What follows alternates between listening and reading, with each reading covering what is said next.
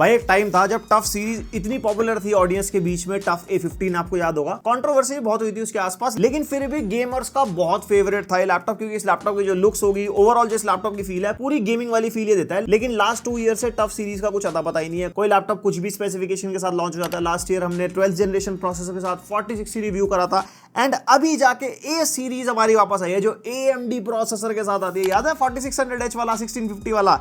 Yes, tough A15 2024 जो है Ryzen 9 8000 series के प्रोसेसर के साथ एंड RTX 4070 के साथ। और ये ऑलमोस्ट इकलौता ऐसा लैपटॉप मार्केट में जो RTX 4070 के साथ आ रहा है अंडर 1,50,000, वरना आपको 4060 ही मिलेगा। लेकिन बहुत सारी चीजों में कॉस्ट कटिंग हो रखी है, तभी इसके अंदर ऐसा GPU डाल रखा है। सारी चीजें इस वीडियो में कवर करेंगे। And yes, laptop is interesting और मेरे को काफी डिमांड मिली थी कमेंट में, तभी हमने इसको मंगाया।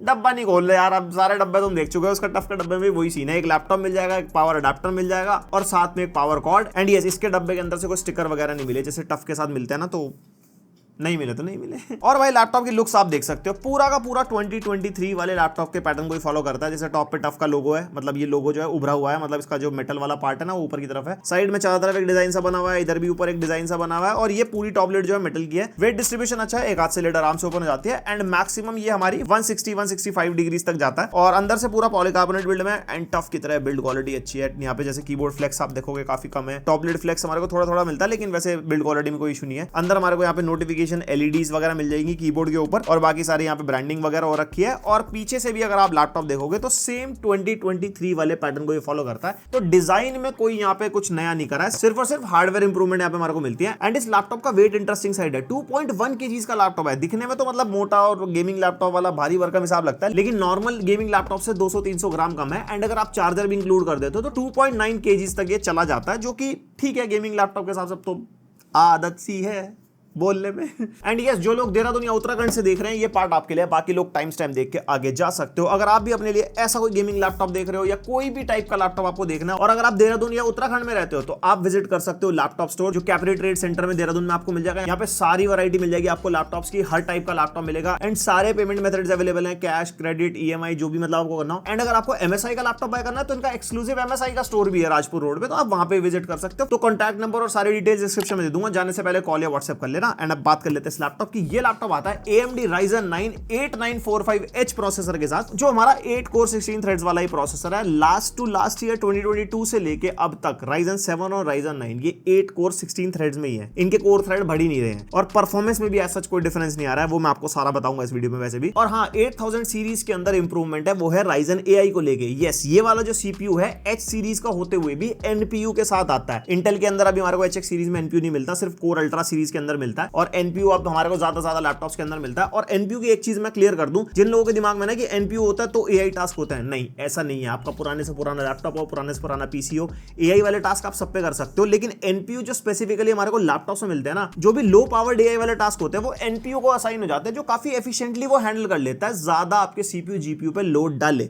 मतलब समझ रहे हो ना कि आपकी बैटरी और ये सारी चीजें भी काफी बच जाती है वहां पे, तो लैपटॉप्स में काफी काम आता है। एंड इसके अंदर जो NPU है उसकी पावर 16 टॉप्स है, लेकिन अगर आप वेबसाइट पे देखोगे ना तो 39 टॉप्स दिखा रहा है, लेकिन वो जो है ना वो NPU plus CPU plus GPU तीनों का मिश्रण है 39 टॉप्स। इसका अपना NPU इतना पावरफुल नहीं है, इवन कोर अल्ट्रा सीरीज का NPU भी सेम सा ही परफॉर्म करता है। जो आप स्नैपड्रैगन X Elite देख रहे हो ना, अप टू 45 प्लस टॉप्स, भाई वो एक्चुअल NPU की पावर है। एंड वो NPU सच में बहुत ज्यादा तगड़ा है, और वो तभी Copilot प्लस PC के अंडर आ रहा है। सिमिलरली इंटेल कोर अल्ट्रा की 200 सीरीज भी आने वाली है, मैंने आपको बताया था ZTU वाली वीडियो में, नहीं देखी तो देख लेना। AMD के भी AI वाले प्रोसेसर आ रहे हैं, उसके अंदर भी हमारे को बहुत बड़ा इंप्रूवमेंट देखने को मिलेगा। मतलब ये भी फर्स्ट जनरेशन वाला मामला था जो भी आपको बताया, अब अगली जनरेशन नेक्स्ट लेवल होने वाली है हमेशा की तरह। और उसके अलावा 16 GB यहाँ पे रैम मिलती है, डुअल चैनल में 5600 मेगाहर्ट्ज क्लॉक स्पीड वाली, ऑब्वियसली DDR5 रैम है। एंड मैक्सिमम आप 32 GB तक इसको अपग्रेड कर सकते हो। एंड स्टोरेज के मामले में 1 TB की Gen 4 SSD मिलती है, जिसकी रीड एंड राइट स्पीड आप देख सकते हो, प्रॉपर Gen 4 वाली नहीं है बट अच्छी है, 5000 MBPS के आसपास है। और इसके अंदर 2 फुल साइज SSD स्लॉट्स मिलते हैं हमारे को, जो पर स्लॉट 2 TB तक अपग्रेड हो जाना चाहिए according to the processor. And जो GPU हमारा RTX 4070 8 GB VRAM वाला GPU है, 140 वॉट TGP है। और मेरे से ना बहुत लोग पूछते हैं कि भैया 4060 और 4070 4070 दोनों 8GB VRAM वाले हैं, तो गेमिंग में कितना डिफरेंस आएगा? गेमिंग में 15 to 20% का डिफरेंस आता है, ज्यादा बड़ा डिफरेंस आपको फील नहीं होगा। प्रोडक्टिव टास्क में हो सकता है due to better CUDA cores, RT cores and tensor cores. यहाँ पे जो 4070 वो टेक्निकली थोड़ा सा बेटर है। एंड कनेक्टिविटी के मामले में Wi-Fi 6 एंड ब्लूटूथ वर्जन 5.3 इसके अंदर। MS ऑफिस भी मिलता है इस प्राइस पॉइंट पे, जो कि अच्छी बात है। Asus वालों ने अल्लाह MS ऑफिस डाल दिया इसके अंदर। एंड साथ में 3 मंथ्स का Xbox गेम पास भी मिलता है, जो यूजुअली हमारे को Lenovo के लैपटॉप्स मिलता है, बट अब Asus के लैपटॉप के साथ मिल रहा है, जो कि अच्छी बात है। आप मतलब गेम पास में 3 महीने तक गेम में फुल मजे लो, पता नहीं तो गूगल कर लेना यार। और भाई अब बात कर लेते हैं परफॉर्मेंस की। सबसे पहले बेंचमार्क्स पे नजर डाल लो। यहाँ पे Cinebench R23 के स्कोर्स आप देख सकते हो। मल्टी कोर 16000 के आसपास, सिंगल कोर 1795, और यहाँ पे Cinebench 2024 के नंबर्स भी आप देख सकते हो। Geekbench 6 के नंबर्स भी आपके सामने 11700 multi core and 2500 single core. यहाँ पे Geekbench 6 का OpenCL स्कोर बढ़िया है 1,18,500 के आसपास, क्योंकि जीपीयू तगड़ा है इसका। और PC Mark 10 8000 प्लस अच्छा स्कोर है। VR Mark के स्कोर अच्छे मिलेंगे क्योंकि जीपीयू अच्छा है। क्रॉस मार्क का बेंचमार्क ये रहा आपके सामने। 3D Mark टाइम्स पाई आप देख सकते हो। इसमें भी नंबर्स हमारे मतलब जो CPU के नंबर्स हैं वो डेफिनेटली ठीक ठाक साइड है, मतलब 1.5 लाख के लैपटॉप के हिसाब से, लेकिन जीपीयू ऑब्वियसली 4070 है, बढ़िया नंबर मिलते हैं हमारे को। और ब्लेंडर बेंचमार्क आप देख सकते हो 3700 के आसपास स्कोर मिलते हैं। और उसके बाद फर्मार्क हम टेस्ट करके देख रहे थे, जिससे हमारा जीपीयू 100% यूसेज पे चला जाता है। और यहाँ पे आप देख सकते हो जीपीयू के जो टेम्परेचर है वो 88 डिग्री तक चले गए, जो भाई जीपीयू के हिसाब से ऑब्वियसली हायर साइड है। बट यहाँ पे कोई आज तक थ्रॉटलिंग वगैरह नहीं मिली हमारे को। जीपीयू की मैक्सिमम वोल्टेज एक इंस्टेंस तक 140 वॉट तक पीक गई थी, लेकिन नॉर्मल एवरेज जो है 110-150 नहीं आता है, जो एनवीडिया RTX 4000 सीरीज का है ही मामला। और प्राइम 95 भी जैसे हम टेस्ट करके देख रहे थे, काफी लंबे टाइम तक सीपीयू 100% लोड पे था। थर्मल्स अच्छे हैं भाई इस लैपटॉप के, मतलब यहाँ पे जो सीपीयू के टेम्परेचर्स हैं मैक्सिमम टू मैक्सिमम 92 डिग्रीज तक ही गए हैं। और वॉटेज भी आप देखोगे तो एवरेज भी 80 वॉट का ही है। और अगर आप क्लॉक स्पीड्स देखते हो तो एवरेज क्लॉक स्पीड 4.5 गीगाहर्ट्ज तक गई है, जबकि मैक्सिमम 4.8 गीगाहर्ट्ज तक गई है। तो यहाँ पे लैपटॉप थ्रॉटल नहीं कर रहा है। परफॉर्मेंस में एक कंसिस्टेंसी देखने को मिल रही है, जो कि AMD की एक अच्छी चीज है। इंटेल के अंदर होता है कि भैया वो एकदम से वॉटेज ज्यादा पुश मारता है, थ्रॉटल होता है, फिर वो क्लॉक स्पीड ड्रॉप होती है, वॉटेज ड्रॉप होती है। वो प्रॉब्लम इसके अंदर नहीं मिली। तो 8000 सीरीज के अंदर एक तो ये इंप्रूवमेंट है और एक AI वाली इंप्रूवमेंट है। बाकी जो बेंचमार्क्स के नंबर आपने देखे उसके अंदर एज सच कोई इतना इंप्रूवमेंट नहीं है। चाहे लास्ट ईयर वाला उठा लो, 7000 सीरीज में पता नहीं कोई हमने लैपटॉप किया होगा, 6000 सीरीज में तो हमने किया है। वहां से जो आप मल्टी कोर सिंगल कोर के नंबर्स वगैरह देखोगे ना, वो लगभग सेम से ही मिलते हैं। और बाकी पूरा चार्ट आ रहा होगा आपके सामने, अगर आपको कंपेटिटिव प्रोसेसर्स के साथ देखना ना कि कितने कितने परसेंटेज का डिफरेंस है, कितने कितने नंबर्स आ रहे हैं Cinebench R23 के हिसाब से है ये, तो आप वीडियो पॉज करके चेकआउट कर सकते हो। और हाँ, अगर इसके प्रोसेसर को साइड बाय साइड इंटेल के प्रोसेसर से करंट जनरेशन में या लास्ट जनरेशन में कंपेयर करते हैं, तो Infinix GT Book में i9 3900H के अंदर भी लगभग सेम स्कोर मिल रहे थे, लेकिन सिंगल कोर हमारे को थोड़ी बेटर परफॉर्मेंस मिलती है। इंटेल सिंगल कोर में जीत जाता है। उसके बाद Legion 5i करा था हमने 14650HX वाला, उसके अंदर भी हमारे को 20000 के आसपास मल्टी कोर स्कोर मिले थे R23 में, और सिंगल कोर में भी वो बेटर परफॉर्म कर रहा था इसके कंपैरिजन में। बट एक चीज जो मैंने आपको ऑलरेडी बताई भाई, जो इसका सीपीयू है वो बहुत ज्यादा पावर एफिशिएंट है, बहुत ज्यादा स्टेबल है as compare to Intel CPUs, तो वहां पे थोड़ा मतलब इसको प्लस पॉइंट मिलता है। तो परफॉर्मेंस में अगर आपको ग्राउंड रियलिटी बताऊं तो 4K वीडियो एडिटिंग ये लैपटॉप आराम से करा सकता है। स्टूडेंट हो तो आप कोडिंग वगैरह इस पर आराम से कर सकते हो। अगर जीपीयू इंटेंसिव टास्क करने हैं, 3D modelling, rendering, after effects सारे आराम से हैंडल कर लेगा, because GPU is very powerful. Day to day task में तो कोई दिक्कत ही नहीं है। म्यूजिक प्रोडक्शन करना हो, सीपीयू इंटेंसिव होता है, कोई ऐसी दिक्कत नहीं आएगी। अगर आपको स्ट्रीमिंग करनी है तो गेमिंग वाली लाइव स्ट्रीम भी आप इस पे कर पाओगे। बेसिक लाइव स्ट्रीम तो भाई साहब सारे लैपटॉप ऑलमोस्ट करवा देते हैं, लेकिन गेमिंग वाली में ना अच्छा सीपीयू, अच्छा जीपीयू, रैम भी अच्छी चीज होती है, तो वो सारी रिक्वायरमेंट ये पूरी करता है। तो ओवरऑल 1.5 लाख के हिसाब से जो जो टास्क आपको करने हैं वो ये लैपटॉप कहीं से कहीं तक डिसअपॉइंट नहीं करेगा। एंड बात करते हैं गेमिंग की। गेमिंग के अंदर भाई 4070 डाल दिया इन्होंने, जो आराम से 1440p या 1600p गेमिंग करा सकता है ना, पर इन्होंने डिस्प्ले में फुल एचडी डाल दी। तो अभी आप गेम टेस्ट पे नजर मारो, बाकी लैपटॉप की डिस्प्ले की और बाकी डिटेल में बात आगे करते हैं। स्टार्ट करते हैं सबसे पहले वैलोरेंट से। सीपीयू की ताकत को देख ले, हाई सेटिंग्स पे टेस्ट कर रहे हैं, और वैलोरेंट में वही हमारे को 300, 350, समटाइम्स 400 FPS मिल रहा है। जैसा इसका सीपीयू है ऐसी परफॉर्मेंस की हम पूरी उम्मीद कर सकते हैं। और यहाँ पे सीपीयू की क्लॉक स्पीड नहीं आ रही है, क्योंकि हमने MSI आफ्टरबर्नर, HW इन्फो सब में चेक कर लिया, सीपीयू की क्लॉक स्पीड भाई आ ही नहीं रही थी। AMD के सीपीयूज के साथ थोड़ा सा रहता ही है कुछ दिक्कत। उसके बाद CS2 भी हमने टेस्ट करा, very high settings, 1080p resolution है, 4070 जैसा जीपीयू है, 170, 180, 200 FPS आराम से मिल रहा है इसके अंदर हमारे को। और आप देख सकते हो यहाँ पे टेम्परेचर हमारे अंडर 90 डिग्रीज हैं। अभी हमने जस्ट गेमिंग स्टार्ट करी है, और जो जीपीयू के टेम्परेचर हैं वो भी आप देख सकते हो। उसके बाद हमने टेस्ट किया Elden ring, and maximum settings रखी थी यहाँ पे, और मैक्सिमम सेटिंग्स पे आराम से वही 60 कैप्ड फ्रेम मिलता है ना इसके अंदर, तो 60 डॉट फ्रेम रेट हमारे को मिल रहे थे, जबकि 60 FPS हमारे को 1440p पे भी आराम से मिल जाएंगे, क्योंकि हमारा जो जीपीयू है अच्छा खासा पावरफुल है। उसके बाद RDR2 टेस्ट करा हमने, फेवर क्वालिटी पे, DLSS क्वालिटी एक तरफ ऑफ है, और बढ़िया 80, 90, 100 FPS, कोई टेंशन नहीं भाई साहब। और जो जीपीयू है आप देख सकते हो 110 115 वॉट तक वोल्टेज पुश कर रहा है। उसके बाद COD Warzone 2.0 extreme settings 1080p resolution और फ्रेम जनरेशन इसके अंदर मिलता है। और आप देखो भाई कितने धुआंधार फ्रेम रेट ये फेंक रहा है, 140 170 फ्रेम रेट दोनों सिनेरियोज में। तो डेफिनेटली आप समझ गए होंगे कि भाई आराम से 1440p गेमिंग कर सकते थे हम इस जीपीयू पे। उसके बाद हमने साइबरपंक टेस्ट करा अल्ट्रा पे और रे ट्रेसिंग ऑफ पे, भाई 100 170 180 फ्रेम रेट। उसके बाद मैंने कहा चलो रे ट्रेसिंग लगा लेते हैं, और रे ट्रेसिंग लगाने के बाद DLSS ऑफ पे पहली बार 40-50 FPS मिल रहे होंगे। क्यों? क्योंकि रेजोल्यूशन 1080p है भाई यहाँ पे, और फ्रेम जनरेशन लगाने के बाद तो अलग ही तहलका मचा पड़ा है। फिर यहाँ पे हॉगवर्ट्स लेगेसी टेस्ट किया हमने, रे ट्रेसिंग को भी अल्ट्रा पे रखा है, यहाँ पे सेटिंग्स अल्ट्रा है, फ्रेम जनरेशन एक तरफ ऑन है, और बढ़िया 60-70 नॉर्मली और 150 प्लस हमारा फ्रेम जनरेशन लगने के बाद। उसके बाद लास्ट ऑफ अस टेस्ट किया हमने, यहाँ पे 1080p अल्ट्रा सेटिंग्स है, भाई जबरदस्त फ्रेम रेट। और हाँ, यहाँ पे गेमिंग हमारे करते हुए लगभग 2-3 घंटे हो चुके थे, एंड 92-93 डिग्री तक सीपीयू टेम्परेचर जा रहा है, और जीपीयू टेम्परेचर भी यहाँ पे बढ़ चुके हैं, लेकिन परफॉर्मेंस में हमारे को कोई भी यहाँ पे ड्रॉबैक देखने को नहीं मिल रहा। उसके बाद Horizon Forbidden West, very high settings, DLSS frame generation इसके अंदर हमारे को मिलता है, एंड यहाँ पे बढ़िया 60-70-80-90 FPS मिल रहा है। उसके बाद गोस्ट ऑफ सुष्मिता, यहाँ पे वेरी हाई सेटिंग्स पे खेल रहा है 1080p पे, और फ्रेम जनरेशन भी आता है इसके अंदर। यहाँ पे भी हमारे को भाई जबरदस्त फ्रेम रेट मिल रहा है, 70-80-150 तक मिल रहा है फ्रेम जनरेशन लगा के। बस भूलना मत यार 1080p है, ये 1440p वाला ग्राफिक कार्ड है बेसिकली देखा जाए तो। उसके बाद हेलब्लेड 2 हमने टेस्ट किया, हाई सेटिंग्स पे, DLSS एक तरफ ऑफ है, एक तरफ फ्रेम जनरेशन ऑन पे डाला है, और भाई ये बहुत ज्यादा इंटेंसिव गेम है। यहाँ पे जीपीयू हमारा पूरा 6-7 GB तक कंज्यूम हो रहा है, और यहाँ पे फ्रेम रेट भी अच्छे मिल रहे हैं क्योंकि 1080p है। लेकिन उसके बाद मैंने कहा चलो एक बार 1440p पे भी टेस्ट कर लेते हैं। हमने बड़े मॉनिटर पे लगाया लैपटॉप को, और यहाँ पे साइबरपंक टेस्ट करा भाई अल्ट्रा सेटिंग्स पे, रे ट्रेसिंग ऑफ पे बढ़िया परफॉर्मेंस निकाल के देगा 50-100 FPS दोनों सिनेरियोज में। फिर हमने रे ट्रेसिंग को अल्ट्रा पे करा,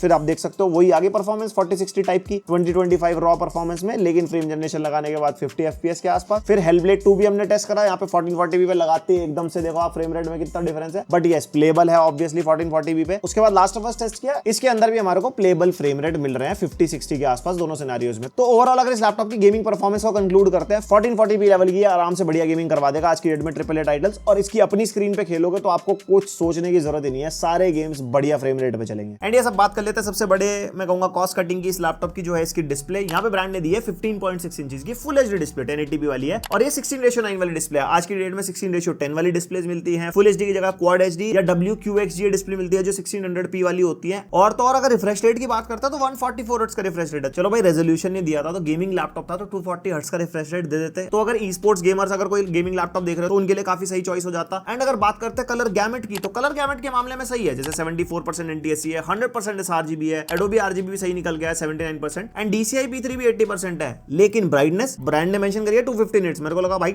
इतने महंगे लैपटॉप में 250 निट्स, फिर हमने टेस्ट करी तो 290 निट्स के आसपास के हमारे रिजल्ट में निकल गई, तो 300 निट्स के आसपास की ब्राइटनेस वाला लैपटॉप है। 400 to 500 निट्स नॉर्मली मिल जाती है, जैसे आप लीजन के अंदर देख लो, प्रीडेटर के अंदर देख लो, ओमेन में भी आई थिंक ज्यादा ब्राइटनेस है, इवन क्रॉसहेयर सारे लैपटॉप्स में हमारे को ब्राइटनेस ज्यादा मिलती है। बट वही बात है इसमें, जैसे जीपीयू अच्छा है ना, तो दूसरी चीजों में थोड़ी कॉस्ट कटिंग है। बाकी आगे भी बताता हूँ कहाँ क्या क्या हिसाब किताब है। और हाँ, अगर डिस्प्ले के एक्सपीरियंस की बात करते हैं तो कलर ग्रेडिंग आप आराम से कर सकते हो, कंटेंट वगैरह देखना कोई दिक्कत नहीं है, गेमिंग करते हो कोई दिक्कत नहीं है, डिस्प्ले से आपको शिकायत कोई नहीं होगी। लेकिन अगर थोड़ी और बेटर होती तो सोने पर सुहागा हो जाता। और पोर्ट्स के मामले में राइट साइड में हमारे को केंसिंगटन लॉक मिल जाएगा, एक USB 3.2 Gen 1 type A port मिल जाता है, बाकी लेफ्ट साइड में पोर्ट्स हैं, सबसे पहले पावर इनपुट, उसके बाद RJ45 LAN पोर्ट, और एक HDMI 2.1 का पोर्ट मिल जाता है जिसका आउटपुट हमारे को NVIDIA GPU से मिलता है। देन एक यहाँ पे Type-C USB 4 वाला पोर्ट है जो डिस्प्ले पोर्ट को भी सपोर्ट करता है, यानी कि डिस्प्ले आउटपुट आप ले पाओगे, लेकिन AMD Radeon I GPU से ले पाओगे, डेडिकेटेड GPU से नहीं है। And fast speed data transfer तो इससे हो जाएगा, लेकिन कोई PD का सपोर्ट नहीं है इस पोर्ट में। लेकिन जो दूसरा Type-C वाला पोर्ट मिलता है वो USB 3.2 Gen 2 वाला है, इससे 4070 से आउटपुट मिलता है, पावर डिलीवरी का सपोर्ट है 100 वॉट तक की, and fast speed data transfer का भी सपोर्ट है। तो ओवरऑल मतलब Type-C में ऐसी कोई दिक्कत नहीं है। उसके अलावा USB 3.2 Gen 1 type A port मिलता है, और एक हेडफोन माइक जैक का कॉम्बो मिल जाता है। तो ओवरऑल पोर्ट्स के मामले में मतलब ठीक है लैपटॉप, कोई दिक्कत नहीं है यहाँ पे।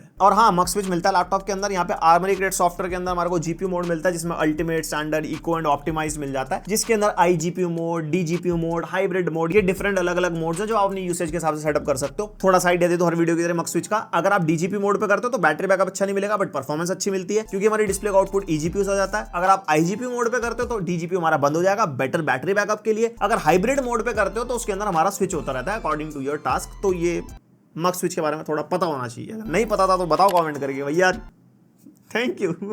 सब्सक्राइब करो यार। एंड यस, अगर कीबोर्ड की बात करते हैं तो सेम हमारे को टफ वाला कीबोर्ड मिलता है जो आज से 3 साल पहले भी मिलता था। वही सेम टाइपिंग एक्सपीरियंस मिलेगा, वही सेम हमारे कीबोर्ड है। सिंगल जोन वाला RGB कीबोर्ड है, यानी कि एक बारी में जब आप कलर चेंज करोगे तो पूरे कीबोर्ड का चेंज होता है। यहाँ पे 4 जोन वगैरह इसके अंदर कुछ नहीं है। ऊपर डेडिकेटेड 4 हमारे को कीज मिल जाएंगी, वॉल्यूम की, म्यूट अनम्यूट की एंड आर्मरी क्रेट की। एंड ओवरऑल यहाँ पे टाइपिंग एक्सपीरियंस सही रहता है। यहाँ पे फ्लैट कीज मिलती है और मतलब दिखने में अच्छी लगती है, गेमिंग वाली वाइब है। जैसे WASD हमारा तो पूरा एकदम ट्रांसपेरेंट टाइप का। और यहाँ पे ट्रैक पैड का साइज अच्छा खासा बड़ा है, वही टफ का लोगो मिल जाएगा ट्रैक पैड के ऊपर। मल्टी जेस्चर को सपोर्ट करता है और स्मूथ है चलने में, मतलब ट्रैक पैड में ऐसी कोई दिक्कत नहीं है, फुली क्लिकेबल वाला है ये। और कीबोर्ड में वही सेम एरो कीज अभी भी छोटी हैं, मेरे हिसाब से अब ये बड़ी हो जाती तो ज्यादा बेटर रहता। लास्ट ईयर मैंने आपको बताया था ये छोटी कीज मिलती है इसके अंदर, जो कोई लोग यूज करते हैं तो उनके लिए थोड़ा सा डिस्कंफर्ट हो सकता है। एंड अगर आप कीबोर्ड पे गेमिंग करते हो तो कीबोर्ड के टेम्परेचर्स मेंटेन्ड है। 4 से 5 घंटे हमने गेमिंग करी थी इसके ऊपर। 35 डिग्री टेम्परेचर गया था WASD के आसपास एंड 38 डिग्री के आसपास मिला हमारे को स्पेस बार के एरिया में, और 44-46 गया जो सेंटर जहां पे हमारा चिपसेट वाला एरिया होता है। तो बॉडी के टेम्परेचर्स भी अच्छे खासे मेंटेन्ड है क्योंकि अंदर के टेम्परेचर्स मेंटेन्ड है। और आर्मरी ग्रेड सॉफ्टवेयर मिलता है इसके अंदर, वही सेम फीचर्स हैं सारे जो मैं आपको काफी वीडियोस में पहले बता चुका हूं। अगर आपने टफ की वीडियोस देखी है, यहाँ पे पहले पेज पे सारे हमारे को स्टैट्स वगैरह मिल जाते हैं। उसके अलावा GPU मोड हो गया, सिस्टम कॉन्फ़िगरेशन हो गया। उसके अलावा सेकंड ऑप्शन मिलता है जिसके अंदर कीबोर्ड के इफेक्ट्स हैं, डिफरेंट आप इफेक्ट्स चेंज कर सकते हो, लाइटिंग के कलर चेंज कर सकते हो। एंड उसके अलावा बाकी सारे वही फीचर्स जो पता होंगे आपको, नहीं पता तो ज्यादा कुछ जरूरी नहीं है। अगर लैपटॉप खरीदोगे चलाओगे पता लग जाएगा। आता है इस लैपटॉप का दूसरा ड्रॉबैक जो कि है इसका वेबकैम। 720p वाला वेबकैम मिलता है। एक्सपोजर कंट्रोल तो चलो ठीक है, बट वेबकैम की क्वालिटी बहुत ओकेइश है। जैसे फ्लिकर वगैरह भी थोड़ा सा कर रहा है, जैसे पहली बार ही देख रहा हूं मैं, हाँ कर रहा है फ्लिकर वगैरह। और बाकी वेबकैम की क्वालिटी ओके साइड है। माइक की क्वालिटी कैसी है वो आप मेरे को कमेंट करके बता देना। स्पीकर्स में इंप्रूवमेंट है, 2-2 वॉट के 2 स्पीकर है हमेशा की तरह, लेकिन अभी थोड़ी फुलफिलिंग आवाज है। ज्यादा लाउड तो नहीं कह सकते, बट क्लैरिटी है, थम्स अप भी महसूस होता है, ट्रेबल वगैरह सब कुछ अच्छी है। तो स्पीकर्स में कोई डिसअपॉइंटमेंट नहीं होने वाली आपको। और हाँ, डॉल्बी एटमॉस के सपोर्ट के साथ आते हैं, तो डॉल्बी एटमॉस वाली आप डिवाइस कनेक्ट करोगे। डॉल्बी एक्सेस की यहाँ पे एप्लीकेशन मिलती है जिसके अंदर आप जाकर डिफरेंट यहाँ पे मोड सेलेक्ट कर सकते हो। गेम, मूवी, म्यूजिक अलग अलग मिलते हैं और उसके अंदर भी डिटेल्ड वार्म एंड ऑफ वगैरह मिलेगा। तो आपका जैसा कंटेंट होगा उसके हिसाब से आप चेंज करोगे तो आपको डिफरेंस फील होगा। लैपटॉप के स्पीकर पे नहीं, अगर एक्सटर्नल डॉल्बी वाला कोई सिस्टम कनेक्ट करते हो तो पूरा आउटपुट ये दे पाएगा लैपटॉप। और हमेशा की तरह बैटरी 90 वॉट आवर की मिलेगी, वही 4, 5 या 6 आवर्स का बैटरी बैकअप निकाल सकते हो डिफरेंट यूज केसेस पे। चाहे iGPU लगा लो, ब्राइटनेस थोड़ी कम कर लो, कीबोर्ड बैकलाइट ऑफ कर लो, कैसा टास्क आप कर रहे हो, तो बैटरी बैकअप वेरी करता है। एंड बैटरी बैकअप में भी no disappointment. More over AMD का CPU है इसके अंदर, तो इंटेल वाले लैपटॉप से ज्यादा बेटर बैटरी बैकअप आपको और मिलेगा क्योंकि पावर एफिशिएंट ये काफी होते हैं। तो भाई देखो, ये था पूरा रिव्यू Asus TUF A15 का। एंड अब बात कर लेते हैं थोड़ा कंपेटिटिव लैपटॉप से कंपेयर करने वाली। इस टाइम पे आपको 1.5 लाख की रेंज में आपको सारे i7 के साथ 4060 वाले लैपटॉप मिलेंगे जिसके अंदर HX सीरीज का इंटेल प्रोसेसर होगा और 4060 होगा। लेकिन उन लैपटॉप्स के अंदर आपको बेटर वेबकैम, डिस्प्ले डेफिनेटली आपको बेटर मिलेगी। ओमेन को अगर साइड हटा दे, वो फुल HD डिस्प्ले के साथ ही आता है। उसके अलावा सब कुछ यहाँ पे सेम है। अगर 4060 और 4070 में डिफरेंस देखना तो जेरेड स्टेक भैया ने एक वीडियो बना रखी है क्योंकि उनके पास दोनों सेम कैटेगरी के लैपटॉप थे with same processor, same RAM, सब कुछ चीजें सेम होती है तो कंपैरिजन हो पाता है। इंडिया में तो हम कब से ब्रांड से मांग रहे हैं कि भैया 4060, 4070 का लैपटॉप दे दो। सेम होता ही नहीं है, किसी में प्रोसेसर डिफरेंस है, किसी में रैम 16 है, किसी में 32 है, किसी में कुछ है, तो इसलिए हम कंपैरिजन नहीं बना पाए। तो आप वो वाली वीडियो देख लेना। गेमिंग के अंदर 15 to 20% का जंप मिलेगा जो कि ज्यादा इतना नहीं है। 4070 टेक्निकली बेटर है। अगर आप AI, machine learning, GPU intensive task करते हो, CUDA कोर, RT कोर्स और टेंसर कोर्स आपको बेटर मिलते हैं 4060 कंपैरिजन में, तो वहां पे ये लैपटॉप थोड़ा सा जीत जाता है। उसके अलावा 1.5 लाख के आसपास लैपटॉप में कोई दिक्कत नहीं है। डिस्प्ले थोड़ी सी बेटर हो सकती थी अगर करते तो, लेकिन फिर वही बात है 4070 डाल रखा है इन्होंने। उसके अलावा लैपटॉप में कोई दिक्कत नहीं है, a good to go option है। लेकिन अगर आपको बेटर प्रोसेसर, थोड़ा सा पावरफुल प्रोसेसर चाहिए, फिर वो पावर एफिशिएंसी वाली बात आ जाएगी। ये थोड़ा एफिशिएंट है बैटरी बैकअप के मामले में भी, ओवरऑल हीट के मामले में भी। फिर आप इंटेल प्रोसेसर्स के लिए जा सकते हो। इंटेल वालों में थोड़ी हीट जनरेट होती है, पावरफुल ज्यादा होते हैं। फिर बाकी सारी चीजें हम आपको आज तक बता ही चुके हैं। बस यही था। और 1.5 लाख के आसपास हमने सारे लैपटॉप रिव्यू कर रखे हैं, जैसे Lenovo का Legion हो गया, Predator का Helios Neo 2024 वाला हो गया, Omen हो गया, MSI Crosser हो गया। और आई थिंक अब 1.5 लाख के आसपास कोई लैपटॉप बचा है। अगर बचा है तो कमेंट करो, तो डेफिनेटली हम उसको कवर करेंगे। लैपटॉप वाले भैया नहीं है तुम्हारे पसंद आई वीडियो लाइक मारो, पहली बार सब्सक्राइब मारो। मिलते हैं नेक्स्ट वीडियो, तक के लिए bye. I wanna put up all my walls 'cause I'm not in the mood, but then I cut myself off from the rest of the room. I know that time can heal it all if you're patient and so